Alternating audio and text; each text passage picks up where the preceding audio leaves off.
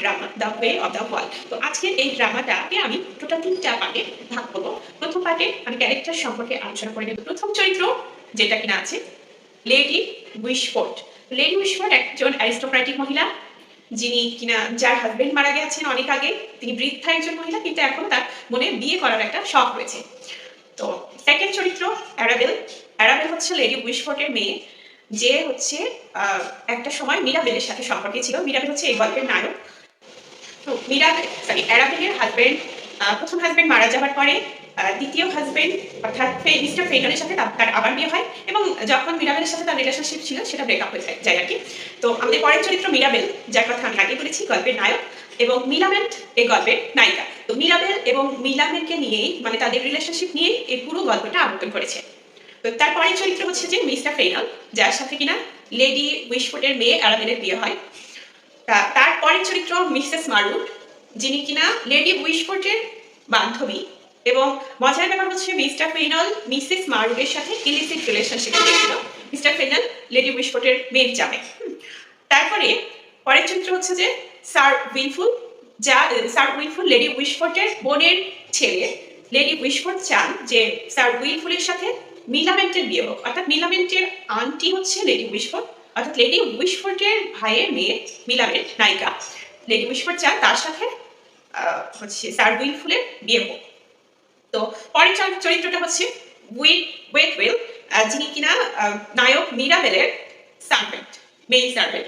এবং সর্বশেষ চরিত্রটা হচ্ছে ফয়েবল, যিনি লেডি উইশফোর্ডের হচ্ছে চাকরানি। একটা সময় আমরা দেখতে পাবো এই মিরাবেলের চাকর এবং লেডি উইশফোর্ডের চাকরানি এই দুজনের বিয়ে হয়। তো চলুন এবার এটা আমাদের সংক্ষিপ্ত চরিত্রের লিস্ট। তো এটা আমাদেরকে ভালো করে বুঝতে হবে। তো চলুন এবার আমরা সংক্ষিপ্ত সামারিটাতে চলে যাই, অর্থাৎ পুরো গল্পটা আমি অত্যন্ত সংক্ষেপে এবং সহজভাবে বলবার চেষ্টা করবো। তো গল্পের প্রথমে আমরা দেখি লেডি উইশফোর্ড নামের একটা বৃদ্ধা মহিলা, যিনি কিনা একজন উইডো, যার হাজবেন্ড অনেক আগেই মারা গেছেন।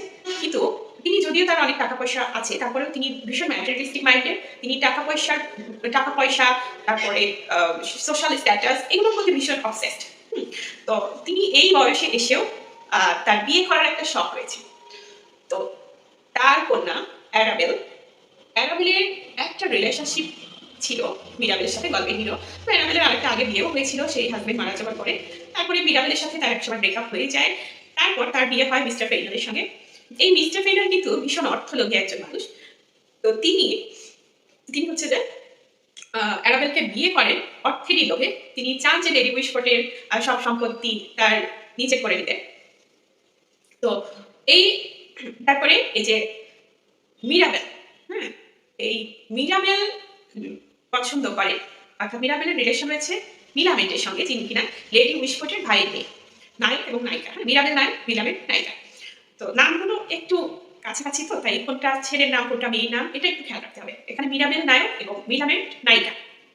তো এদের দুজনের রিলেশনশিপ থাকে, কিন্তু মিরাবেল জানতে পারে যে মিলামেন্টের অর্থাৎ নায়িকার বাবা মারা যাওয়ার আগে তার কিছু সম্পত্তি, খুবই অল্প সম্পত্তি, খুবই সামান্য কিছু সম্পত্তি, যেগুলো মিলামেন্ট ব্যবহার করতে পারবে এরকম করে উইল করেছিল। কিন্তু বেশিরভাগ যে 6,000 পাউন্ড রয়েছে সেটা মিলামেন্ট ব্যবহার করতে পারবে না। সে তখনই ব্যবহার করতে পারবে যখন সে তার আন্টি অথবা লেডি উইশফোর্ডের ইচ্ছা অনুযায়ী বিয়ে করবে। তো এই শর্তে তার বাবা উইল করে মারা যান, মিলামেন্টের বাবা।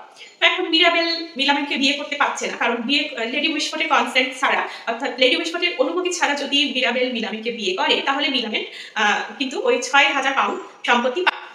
তো এটাই এখন মিরাবেলের সবচেয়ে বড় সমস্যা হয়ে দাঁড়িয়েছে মিলামেন্টকে বিয়ে করার সাথে। তো এই সমস্যাটা সে কিভাবে সমাধান করবে তা নিয়ে ভাবতে থাকে, এবং সে একটা পর্যায়ে লেডি উইশফোর্ডকে ভীষণভাবে কনভিন্স করার চেষ্টা করে, তাকে ভীষণ প্রশংসা করে। তারপর লেডি উইশফোর্ড কিন্তু এক সময় মনে করে যে মিরাবেল তাকে পছন্দ করে, তাকে, অর্থাৎ তার যেহেতু বিয়ে করার একটা শখ আগে থেকেই ছিল মনে মনে, তো সে ভাবতে থাকে যে মিরাবেল তাকে পছন্দ করে এবং তাকে বিয়ে করতে চায়, সেজন্যই তার এত প্রশংসা করে। কিন্তু মিরাবেলের উদ্দেশ্য তো আলাদা। সে হচ্ছে মিলামেন্টকে বিয়ে করবে বলে লেডি উইশফোর্ডের অনুমতি আদায় করার জন্য লেডি উইশফোর্ডের এত প্রশংসা করে। কিন্তু লেডি উইশফোর্ড তা বুঝতে পারে না। সে মনে করে সে তাকে মিরাবেল বিয়ে করতে চায় বলে এত প্রশংসা করে। তো এখানে মিসেস মারুট নামের একটা মহিলা, যিনি কিনা লেডি উইশফোর্ডের বান্ধবী, এই মিসেস মারুট এই ব্যাপারটাকে জেনে যায় যে মিরাবেল আসলে মিলামেন্টকে বিয়ে করতে চায়। তো মিসেস মারুট এই পর্যায়ে তার বান্ধবী লেডি উইশফোর্ডকে বিষয়টা জানিয়ে দেয় যে মিরাবেল আসলে মিলামেন্টকে বিয়ে করতে চায় বলে তারা এত প্রশংসা করে লেডি উইশফোর্ডকে সে বিয়ে করতে চায় না। তো লেডি উইশফোর্ড এই পর্যায়ে ভীষণ রেগে যায় এবং একটা ক্লাব থেকে বা একটা অনুষ্ঠান থেকে মিরাবেলকে অপমান করে তাড়িয়ে দেয়। তো তারপরে মিরাবেল কি করে, মিরাবেল হচ্ছে যে তার ওই ওয়েটওয়েল নামক যে চাকর ছিল তাকে এবং ফয়বল নামের যে চাকরানি, ওই লেডি উইশফোর্ডের চাকরানি, এই দুইজনকে বিয়ে করে দেয়। বিয়ে করে দেয় কারণ মিরাবেল জানতে পারে যে লেডি উইশফোর্ডের একটা মেয়ের জামাই আছে ফেইনাল, সে ভীষণ অর্থলোভী এবং হচ্ছে সে লেডি উইশফোর্ডের সকল সম্পত্তি খুব নিজের হস্তগত করতে চায় এবং সে মিরাবেল তার চাকরকে ওই বাড়িতে দিয়ে দেয় যাতে সে লেডি উইশফোর্ড এবং মিস্টার ফেইনালের সম্পর্কে বেশ খবরাখবর জোগাড় করতে পারে। হ্যাঁ, এই মিস্টার ফেইনাল আবার লেডি উইশফোর্ডের বান্ধবী অর্থাৎ তার শাশুড়ির বান্ধবী মিসেস মারুরের সাথে একটা ইলিসিট রিলেশনশিপে ছিল। তো ব্যাপারটা কেমন উইয়ার্ড না, শাশুড়ির বান্ধবীর সাথে রিলেশনশিপ, এই নাটকটাই আসলে এরকম। তো তারপরে একদিন মিরাবেল করলো কি, একদিন মিস্টার ফেইনালের সাথে কার্ড খেলায় বসলো এবং খেলার এক পর্যায়ে সে মিস্টার ফেইনালকে বললো সে হচ্ছে মিস্টার ফেইনালের সম্পর্কে অনেক গোপন বিষয়ই জেনে গেছে। তো সে জানালো যে মিসেস মারুরের সাথে মিস্টার ফেইনালের যে ইলিসিট রিলেশনশিপটা রয়েছে সে বিষয়ে সে জানে। তো এই পর্যায়ে মিস্টার ফেইনাল বেশ একটু ভয় পেয়ে গেল। তো এখন মিরাবেল আরেকটা প্ল্যান করলো যে সে তার চাকর ওয়েটওয়েলকে একটা ছদ্মবেশ দিল স্যার রোল্যান্ড নামে।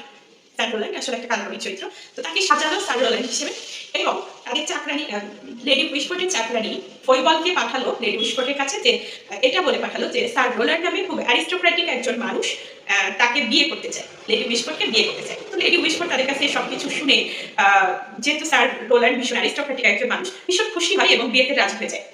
তো এদিকে মিরাবেলের এই প্ল্যানের এই যে ষড়যন্ত্র, এটা হচ্ছে পেছনে উদ্দেশ্য ছিল যে যখন লেডি উইশফোর্ড বিয়েতে রাজি হয়ে যাবে এবং বিয়ের পিঁড়িতে বসবে তখন সে এই পর্দা উন্মোচন করবে যে এটা আসলে স্যার রোল্যান্ড নয়, এটা আসলে ছদ্মবেশে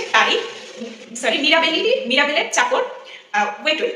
তখন লেডি উইশফোর্ড একটা বিড়ম্বনার পরিস্থিতিতে পড়ে যাবে, তার সোশ্যাল স্ট্যাটাসের ক্ষতি হবে সেটা ভেবে সে হতাশ হয়ে পড়বে এবং সেই সময়ে হচ্ছে মিরাবেল বলবে এটা কেউ জানতে পারবে না যদি আপনি আপনার ভাইয়ের মেয়েকে আমার সাথে বিয়ে দেন, অর্থাৎ মিলামেনকে আমার সাথে বিয়ে দেন। তো এভাবে সে ব্ল্যাকমেল করবে বলে, লেডি উইশফোর্ডকে ব্ল্যাকমেল করবে বলে এই সকল প্ল্যান সাজিয়েছে।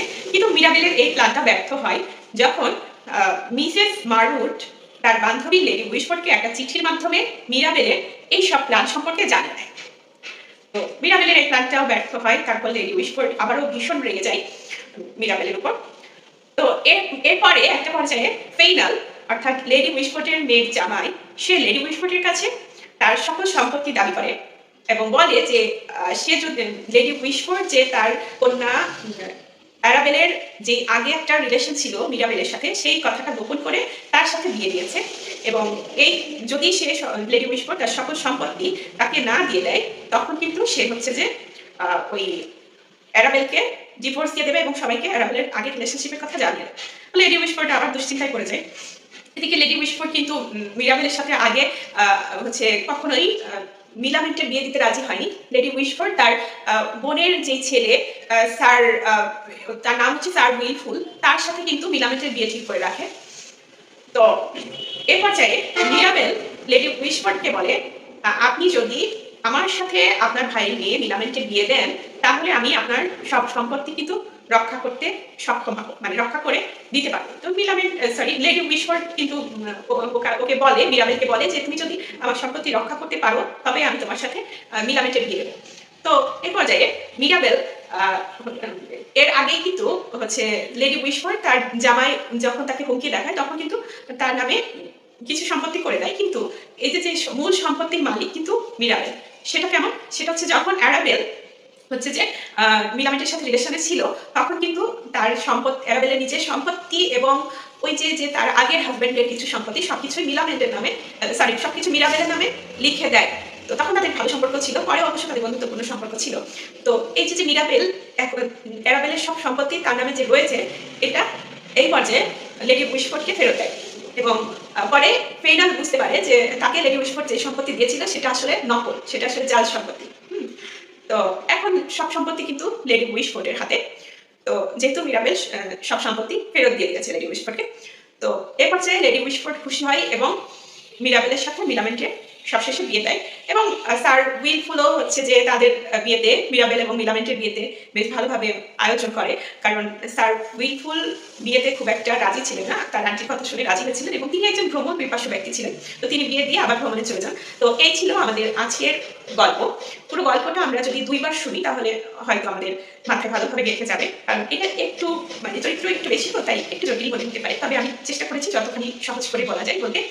তো আমাদের আজকের এই গল্পের যে মূল থিমগুলো আছে সেটা হচ্ছে যে যেই মানে এটা হচ্ছে একটা কমেডি অফ ম্যানার্স। এই কমেডির মাধ্যমে লেখক আসলে বোঝাতে চেয়েছেন যে তৎকালীন পিরিয়ডে যে অর্থাৎ 1660 থেকে 1700 সম্ভবত ওই সময়টাতে সোশ্যাল ডিগ্রেডেশন যেভাবে ছিল আমরা দেখতে পাই, প্রত্যেকটা চরিত্র কিন্তু ইলিসিট লাভ রিলেশনে রয়েছে। তো এটা সোশ্যাল ডিগ্রেডেশন তিনি দেখিয়েছেন এবং এখানে প্রত্যেকটা চরিত্র কিন্তু তাদের কর্মকাণ্ড করে যাচ্ছে শুধুমাত্র অর্থ লিপ্সার কারণে। হ্যাঁ, প্রত্যেকের মাইন্ড কিন্তু ম্যাটেরিয়ালিস্টিক, তো তারা প্রত্যেকেই অর্থ সম্পদ প্রতিপত্তির পেছনে ছুটে চলেছে। তো এই যে সোশ্যাল ডিগ্রেডেশন দেখিয়েছেন, এই সোশ্যাল ডিগ্রেডেশনটাই মূলত এখানে লেখক ফোকাস করেছেন।